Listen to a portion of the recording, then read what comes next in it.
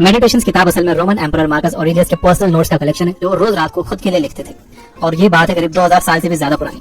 और वो ये नोट्स अपने दिन भर के एक्सपीरियंसेस के बेस पर लिखते थे। तो आज मैं आपको मेडिटेशंस बुक से ही बताऊंगा कि मार्कस ऑरेलियस ने उसमें क्या लिखा। आपको पता चलेगा कि वो किस तरह से सोचते थे और हम उनके प्रिंसिपल्स को अपनी डेली लाइफ में कैसे प्रैक्टिस कर सकते हैं और उनके क्या बेनिफिट्स हैं। तो दोस्तों बिना किसी डीले के हम डायरेक्ट आते हैं काम की बात पर। सबसे पहला बिग आइडिया जिसमें मार्कस ऑरेलियस खास तौर पर फोकस करते थे वो ये कि जब भी आप किसी एक्सटर्नल इवेंट की वजह से स्ट्रेस महसूस करते हो तो दर्द का लेवल उस इवेंट पर नहीं बल्कि आपका माइंड उसे कैसे इंटरप्रेट करता है इस बात पर डिपेंड करता है। ये सच है कि कई बार सिचुएशन उतनी पेनफुल नहीं होती जितना हमारा दिमाग उसे प्रोसेस करके बना देता है।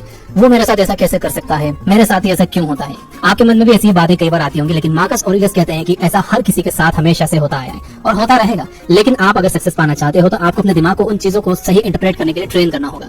अगर आपको दोस्ती में, रिश्तों में या बिजनेस में धोखा मिले तो दूसरे पर्सन के लिए नफरत ना पालो। याद रखो कि ये दुनिया धोखा देने वालों से भरी हुई है। ऐसा में अगर आप सोचते हो कि आपको धोखा देने वाला कोई मिले ही ना तो ये आपकी बेवकूफी है। इसलिए आप उस धोखे का असर केवल एक्सटर्नल वर्ल्ड पर रहने दो, उसको अपने सोल पर ना पड़ने दो। कुछ टाइम बाद आप खुद ही बड़े से बड़े ऑब्स्टेकल को पार कर लाइफ में आगे बढ़ जाओगे। मार्कस ने सिलसिले में कहा है कि इससे कोई फर्क नहीं पड़ता कि दूसरे मेरे बारे में क्या कहते हैं और मेरे साथ क्या करते हैं। मेरा काम है अपनी अच्छाई को बचाए रखना। बदला लेने का सबसे नोबल तरीका यही है कि आप अपने दुश्मन जैसा ना बनो। इस किताब में बताया गया दूसरा बिग आइडिया है कि आपके माइंड को कंट्रोल करने की पावर आपके पास है, ना कि एक्सटर्नल इवेंट्स के पास। अब तक आप समझ चुके होंगे कि हमारा ब्रेन कितना बड़ा इंटरप्रेटर है। वो एक ही चीज को कई तरीके से इंटरप्रेट कर सकता है। अगर आपने इस बात को समझ लिया तो आपके ब्रेन का रिमोट आपके हाथ में आ जाएगा। अगर आप अपने दिमाग का कंट्रोल एक्सटर्नल चीजों पर छोड़ दोगे तो जब चाहे कोई भी आपको दुखी कर देगा, गुस्सा दिला देगा। लेकिन अगर आपने मन में ठान लिया कि आपको खुश रहना है, गुस्सा नहीं करना है, तो आपको दुनिया की कोई भी चीज दुखी नहीं कर सकती। इमेजिन कीजिए कि आपको कहीं जाना है और बारिश आ रही, या तो आप उस पर नाराज होकर मनी मन दुखी होना चूज कर सकते हो या फिर अपनी बालकनी में बैठकर चाय की चुस्की के साथ बारिश की बूंदों का मजा लेना। चॉइस आपकी है। मार्कस ऑरेलियस ने इस पर कहा है कि वो सभी चीजें जो हमें दुखी करती हैं उनसे दूर जाकर बैलेंस की स्टेज को पाना बहुत आसान है। ये सिंपली हमारे इंटरप्रिटेशन और चॉइसेस पर डिपेंड करता है। इस बुक में बताया गया तीसरा बिग आइडिया है कि जब कोई आपसे नफरत करता है, आपको ब्लेम करता है या क्रिटिसाइज करता है तो नफरत के बदले नफरत करने से पहले उसके अंदर झांक कर देखो कि असल में वो इंसान कैसा है। हम सभी ने लाइफ में कभी ना कभी हेट्रेड और क्रिटिसिज्म जैसी सिचुएशंस को फेस किया होगा। किसी के कहे तीखे शब्द कानों में पड़ते हैं तो गुस्सा तो बहुत आता है, दुख भी होता है। लेकिन जब कोई हमें क्रिटिसाइज करे तो गुस्सा होना या दुखी होना क्या ठीक है? अगर कोई आपको क्रिटिसाइज कर रहा है तो दो बातें हो सकती है। या तो वो सही है, आप में वाकई कोई कमी है तो उसे सुधार लो। हो सकता है कि वो आपके फायदे के लिए कह रहा हो। ऑरेलियस ने कहा है कि be always ready to be corrected, यानी कि आपको सुधार के लिए हमेशा तैयार रहना चाहिए। दूसरी सिचुएशन ये हो सकती है कि कोई आपको बिना मतलब के क्रिटिसाइज कर रहा है। इस कंडीशन में भी आपको नफरत और गुस्से की बजाय ये समझने की कोशिश करनी चाहिए कि कहीं ना कहीं सामने वाले की लाइफ में कोई कमी है, उसके मन पर कोई बोझ है जिसके कारण वो लोगों को क्रिटिसाइज करता है। क्योंकि एक सक्सेसफुल और हैप्पी इंसान केवल एडवाइसेस देता है, क्रिटिसिज्म नहीं।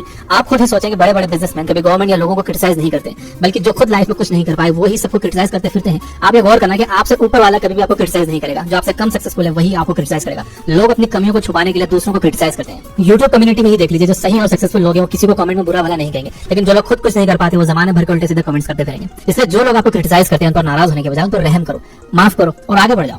चौथा बिग आइडिया यह है कि जो लोग अपने पड़ोसियों और आसपास के लोग क्या कर रहे हैं इस बात पर ध्यान ना देकर अपने आप पर ध्यान देते हैं, उन्हें कुछ प्रोडक्टिव करने के लिए काफी टाइम मिल जाता है।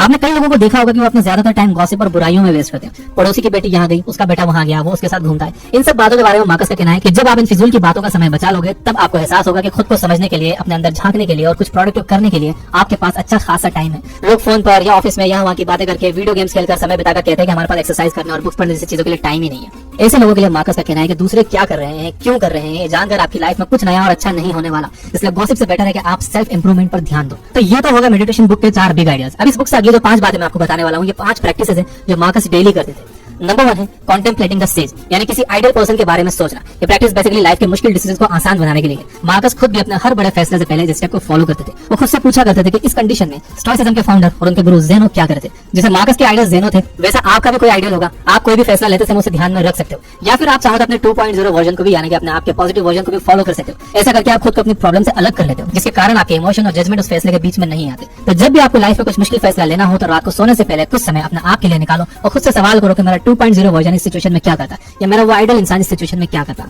सेकंड प्रैक्टिस है थोड़ा जूम आउट करो और दुनिया को एक बड़े पर्सपेक्टिव के साथ देखो। हम अक्सर कंप्लेन मोड में रहते हैं कि हमारे साथ ही ऐसा होता है, हम ही सबसे ज्यादा दुखी हैं, कितनी घिसी पिटी है हमारी लाइफ। हमारे मन में ऐसे थॉट्स इसलिए आते हैं क्योंकि हम दुनिया को एक बहुत छोटे से व्यू में देखते हैं। लेकिन जब हम जूम आउट करके इसका बड़ा व्यू देखेंगे तो समझ पाएंगे कि दुनिया में हमसे कहीं ज्यादा दुखी लोग हैं, उनका स्ट्रगल हमारे से बहुत बड़ा है, लेकिन फिर भी वो लोग थैंकफुल हैं। जिस तरह फोटो लेते समय हम जूम आउट करते हैं तो ऐसी कई चीजें दिखती हैं जो पहले नहीं दिख रही थी, वैसे ही जब हम दुनिया के लिए अपने पर्सपेक्टिव को जूम आउट करते हैं तो हमें बहुत सी ऐसी बातें समझ आने लगती हैं जिनसे अभी तक हम अनजान थे। जब भी आपके मन में आए कि मेरे साथ ही ऐसा क्यों हुआ तो जूम आउट करना मत भूलना। आपकी आपकी शिकायत ग्रेटिट्यूड में बदल जाएगी। थर्ड प्रैक्टिस है, खुद को थर्ड पर्सन की तरह इमेजिन करो। आपने पबजी तो खेला होगा, टीपीपी मोड में खेला होगा, उसमें कैसे आप अपने कैरेक्टर को थोड़ा दूर से देखते हो और उसको जीत दिलाने के लिए उसके हर पावर को समझते हो और समय आने पर उसका इस्तेमाल भी करके अपने दुश्मनों को खत्म कर देते हो। बस आपको अपनी लाइफ को भी ऐसे ही वीडियो गेम की तरह ही देखना है, अपने आपको थर्ड पर्सन की तरह देखकर ही हर सिचुएशन का जायजा लेना है, ना किसी इमोशन को बीच में आने देना है, ना ही प्री कॉन्सेप्शंस को। जब आप ऐसा करते हो तो आप अपने स्ट्रेंथ और अपनी वीकनेस को बेहतर ढंग से समझ पाते हो और फिर आप आसानी से उन पर काम करके अपनी लाइफ के गेम में खुद को जीत भी दिला सकते हो। फोर्थ प्रैक्टिस है एक्सरसाइज करो। आपने हजारों लोगों से हजारों बार सुना होगा कि एक हेल्दी बॉडी में ही एक हेल्दी माइंड रहता है। मार्कस भी इस बात को रिकमेंड करते हुए कहते थे कि एक शांत और हेल्दी माइंड के लिए एक्सरसाइज बहुत ही इंपॉर्टेंट है।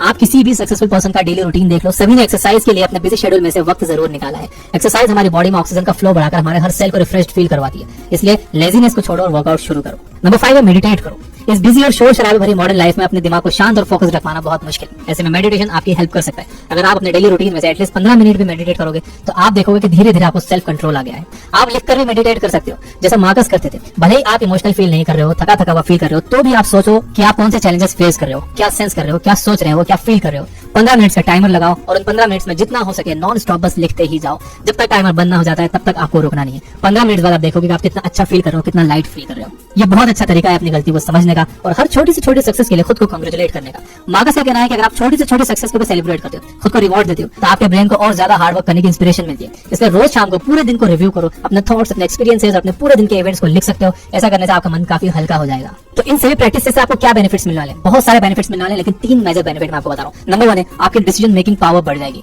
जब आप अपने दिन को रिव्यू करने लगोगे तो आपको सभी चीजें साफ साफ समझ में आने लगेंगी। साथ ही आपको जूम आउट करके सिचुएशन को देखना भी आ जाएगा। इन सभी क्वालिटीज के साथ आप सही समय पर सही डिसीजन ले पाओगे।